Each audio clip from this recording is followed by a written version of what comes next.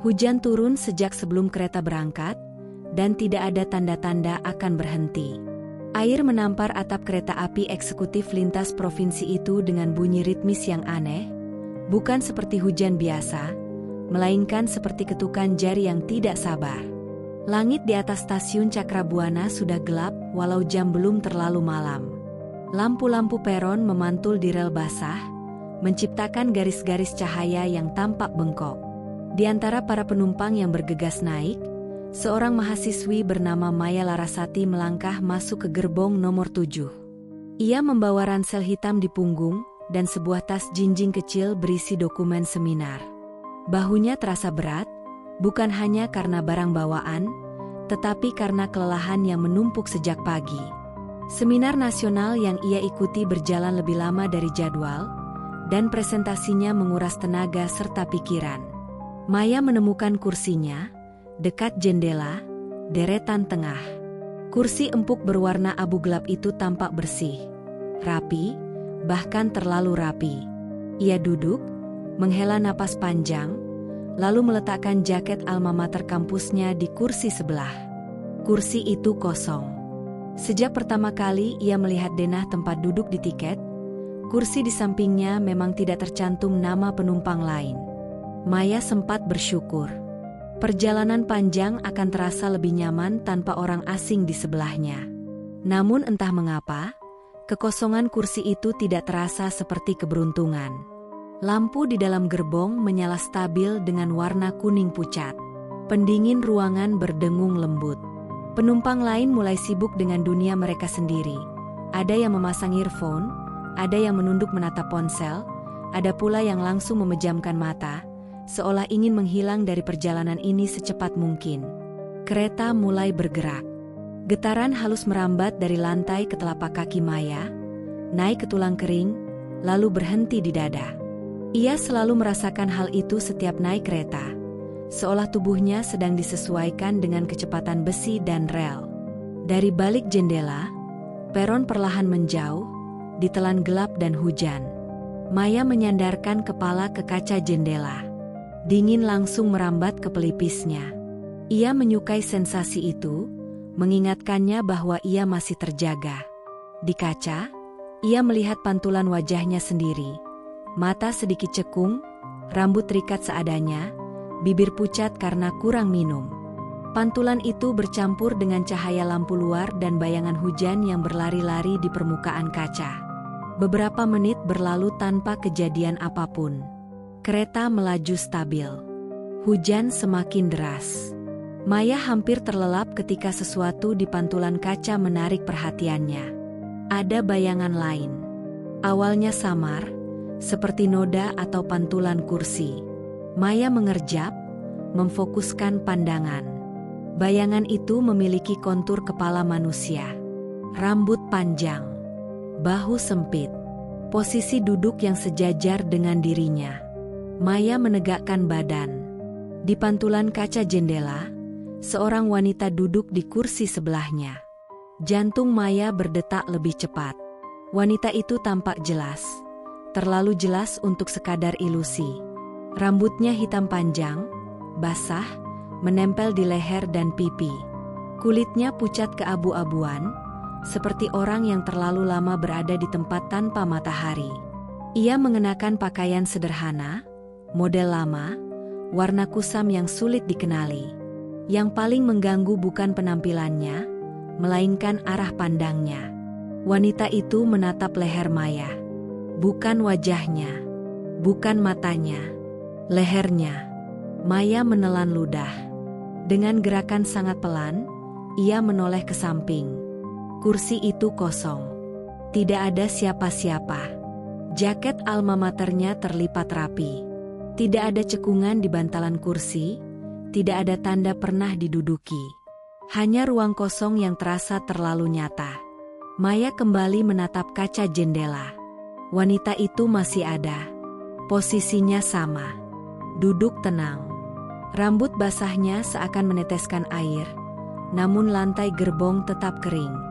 Maya bisa melihat detail wajahnya sekarang. Mata hitam pekat tanpa pantulan cahaya, bibir tipis yang sedikit terbuka, dan kulit leher yang tampak meregang tidak wajar.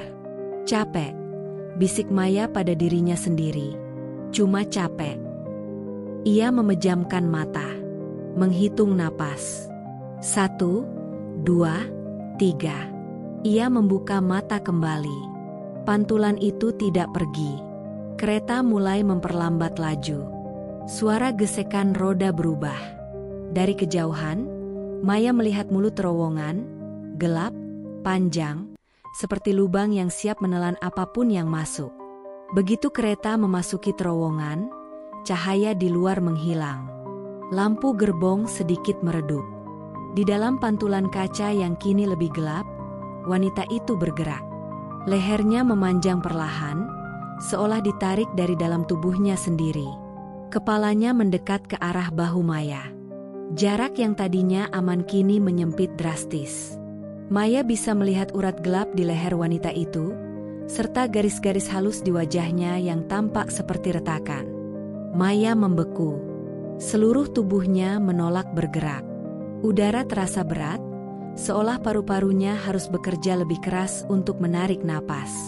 Kereta keluar dari terowongan. Cahaya kembali. Wanita itu kembali ke posisi semula, duduk tenang, seakan tidak pernah bergerak. Jika Maya tidak merasakan dingin di tengkuknya, ia mungkin akan mengira semuanya hanya halusinasi. Maya berdiri mendadak. Beberapa penumpang menoleh sekilas, lalu kembali pada urusan mereka. Ia mengambil tasnya dan pindah kursi, 2 baris ke depan, masih di sisi jendela. Tangannya gemetar ketika ia duduk. Beberapa menit berlalu. Maya berusaha menenangkan diri. Ia menatap lurus ke depan, menghindari kaca. Namun rasa ingin tahu, atau mungkin sesuatu yang lebih gelap, mendorongnya untuk melirik. Pelan-pelan, ia menoleh ke kaca jendela. Wanita itu ikut pindah. Duduk di pantulan kursi sebelahnya. Lebih dekat dari sebelumnya. Wajahnya kini sejajar dengan wajah Maya. Rambut basahnya menjuntai hingga menutupi sebagian dada. Dan kali ini, bibirnya melengkung. Senyum tipis. Senyum yang tidak hangat. Senyum seseorang yang akhirnya dikenali. Maya menahan teriakan di tenggorokan. Kereta terus melaju, hujan terus turun, dan kursi di dunia nyata tetap kosong. Sementara di kaca, sesuatu yang seharusnya tidak ada duduk terlalu dekat. Dan perjalanan baru saja dimulai. Maya tidak langsung berteriak. Ketakutan yang ia rasakan bukan jenis yang meledak keluar sebagai suara, melainkan yang mengendap, menekan dada, dan membuat tubuh terasa terlalu berat untuk bergerak. Senyum wanita di pantulan kaca itu masih terpatri di pikirannya. Bukan senyum ramah, melainkan senyum seseorang yang akhirnya diakui keberadaannya. Ia memalingkan wajah dari jendela dan menunduk, menatap lantai karpet gerbong. Polanya geometris, rapi, dan berulang. Maya memusatkan perhatian ke sana, mencoba menambatkan pikirannya pada sesuatu yang nyata, berwujud, dan bisa dijelaskan. Tangannya mencengkeram tali tas begitu erat, hingga buku-buku jarinya memutih. Beberapa detik berlalu. Tidak ada yang terjadi. Maya memberanikan diri mengangkat kepala. Ia tidak menoleh ke kaca. Tidak sekarang. Ia berdiri dan berjalan cepat menyusuri lorong sempit di antara kursi. Setiap langkah terasa terlalu keras di telinganya sendiri, meski karpet meredam suara. Di ujung gerbong, dekat pintu penghubung, berdiri seorang pramugara. Seragamnya rapi, namanya tertera jelas di name tag, Rangga Satya. Ia sedang merapikan sesuatu di rak kecil, lalu menoleh ketika menyadari kehadiran Maya. "Ada yang bisa saya bantu, Mbak?" tanyanya dengan suara datar namun sopan. Maya membuka mulut, lalu menutupnya lagi. Kata-kata terasa sulit disusun. "Mas, kursi di samping saya," akhirnya ia berkata. "Memang selalu kosong, ya?" Rangga tidak langsung menjawab. Ia menoleh ke arah kursi Maya, lalu kembali menatap Maya. Ada jeda singkat, terlalu singkat untuk disebut berpikir, tapi cukup lama untuk terasa janggal. "Iya, katanya akhirnya. Dari awal memang kosong. Tidak ada yang pindah-pindah. Maya bertanya lagi, mencoba menjaga suaranya tetap stabil. Maksud saya, mungkin penumpang lain sempat duduk lalu pindah. Rangga menggeleng pelan. Tidak ada di data kami. Jawaban itu terasa aneh. Bukan tidak ada, melainkan tidak ada di data. Seolah yang dicari Maya memang bukan sesuatu yang bisa dicatat. Maya menghela napas. Mas, ini mungkin terdengar aneh. Tapi, kalau Mbak merasa tidak nyaman, potong Rangga dengan cepat, Mbak bisa tetap duduk di kursi Mbak saja. Sebentar lagi kita akan melewati beberapa terowongan. Nada suaranya berubah. Tidak lagi sekadar profesional. Ada urgensi yang disembunyikan di balik kalimat sederhana itu. Terowongan? Maya mengernyit. Di rute ini bukannya cuma ada 2. Rangga menatapnya lama. Senyumnya memudar. Di jadwal, iya. Lalu kenyataannya? Rangga tidak menjawab. Ia hanya menurunkan pandangan, lalu berkata pelan, sebaiknya Mbak kembali ke tempat duduk. Maya kembali ke kursinya dengan perasaan tidak tenang. Setiap langkah terasa seperti melawan arus yang tak terlihat. Begitu ia duduk, ia merasakan hawa dingin di sisi kiri tubuhnya. Seolah udara di sana lebih berat, lebih basah.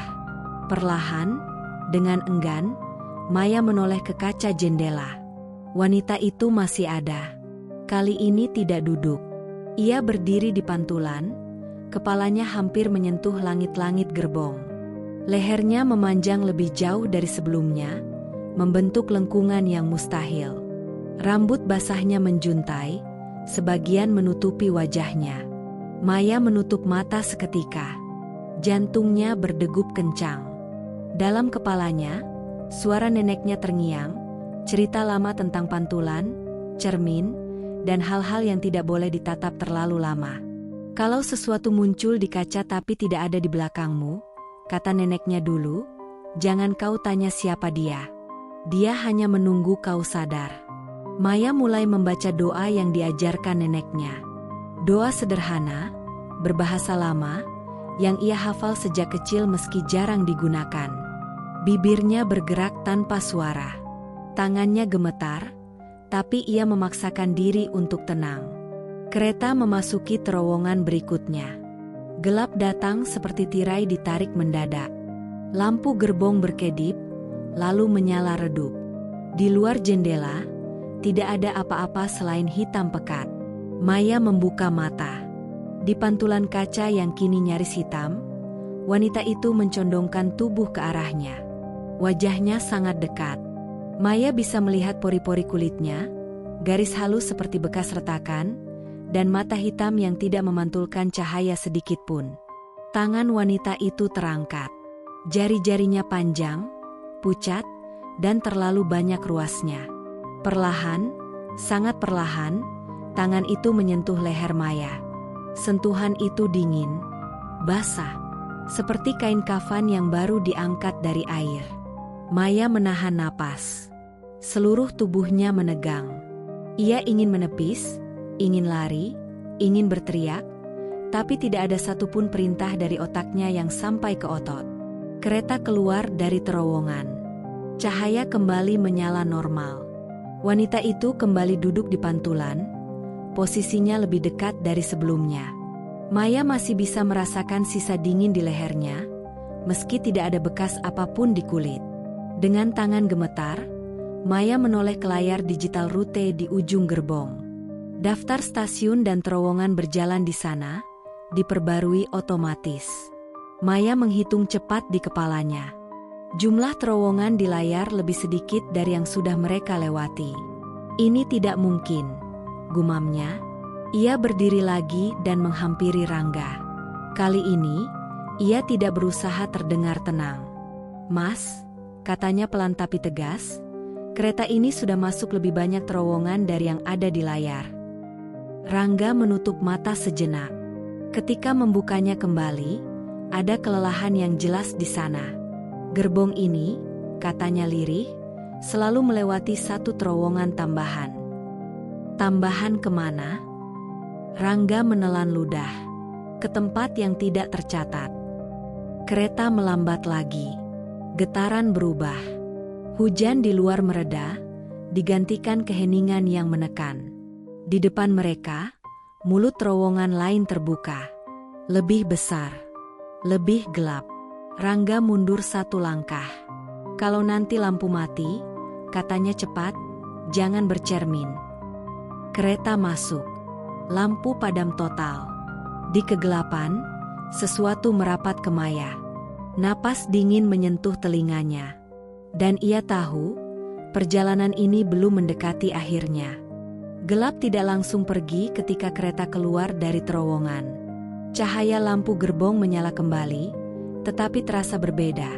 Lebih dingin, lebih tipis, seolah hanya sisa cahaya yang lupa dipadamkan. Maya masih berdiri di lorong, tubuhnya kaku, napasnya tertahan di dada. Sentuhan dingin di lehernya telah hilang, namun rasa basahnya masih melekat, seperti bekas tangan yang tidak ingin dilupakan kulit. Penumpang lain tetap duduk di kursi mereka. Ada yang tertidur, ada yang menatap ponsel, ada yang menatap lurus ke depan tanpa ekspresi. Tidak ada satupun yang bereaksi. Tidak ada yang bertanya. Tidak ada yang terlihat menyadari bahwa kereta baru saja melewati sesuatu yang tidak seharusnya ada. Maya kembali ke kursinya dengan langkah goyah. Setiap inci tubuhnya menolak untuk mendekati kaca jendela. Namun ia tahu, menghindar hanya menunda. Perlahan, ia duduk. Tangannya menggenggam tas begitu erat, hingga resletingnya berbunyi lirih. Ia menatap lurus ke depan. Beberapa detik berlalu dalam keheningan aneh. Tidak ada suara hujan. Tidak ada suara angin. Bahkan bunyi roda kereta terasa lebih jauh, seolah mereka sedang meluncur di atas sesuatu yang bukan rel. Akhirnya, Maya menoleh ke kaca. Wanita itu duduk sangat dekat sekarang. Tidak lagi sekadar pantulan yang berbagi ruang. Wajahnya sejajar dengan wajah Maya, seolah kaca itu menipis, nyaris hilang. Mata hitamnya menatap lurus, tidak berkedip, tidak berkilau. Rambut basahnya menjuntai hingga menyentuh bahu Maya. Dan untuk pertama kalinya, Maya merasakan dingin itu di dunia nyata. "Kenapa aku?" bisik Maya tanpa suara. Wanita itu tidak menjawab dengan kata-kata. Bibirnya bergerak, membentuk sesuatu yang bukan bahasa. Namun maknanya masuk begitu saja ke kepala Maya. "Karena kau melihat." Kereta kembali melambat. Kali ini, perlambatannya terasa final. Tidak seperti sebelum-sebelumnya. Seperti orang yang berhenti berjalan karena memang sudah sampai, bukan karena rintangan. Lampu di gerbong meredup satu tingkat lagi. Maya berdiri. Bukan karena ia ingin, melainkan karena kakinya melangkah sendiri. Wanita di pantulan ikut berdiri, dan untuk pertama kalinya, kursi di dunia nyata terasa berisi. Bantalan di samping Maya sedikit tertekan, seolah ada berat yang baru saja diletakkan di sana. Beberapa penumpang menoleh. Hanya sebentar. Lalu mereka menunduk kembali. Ada yang mengusap mata. Ada yang menghela napas panjang, seperti baru bangun dari mimpi yang tidak ingin diingat. Tidak satupun dari mereka bereaksi terhadap kursi yang kini tidak lagi kosong. Maya berjalan menuju pintu gerbong. Di ujung sana, pramugara Rangga berdiri. Wajahnya pucat, keringat dingin mengalir di pelipisnya. Tangannya gemetar saat menggenggam pegangan pintu. "Mas," kata Maya lirih. "Ini berhenti di mana?" Rangga menelan ludah. "Tidak ada di jadwal."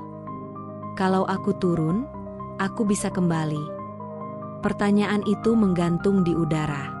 Rangga tidak langsung menjawab.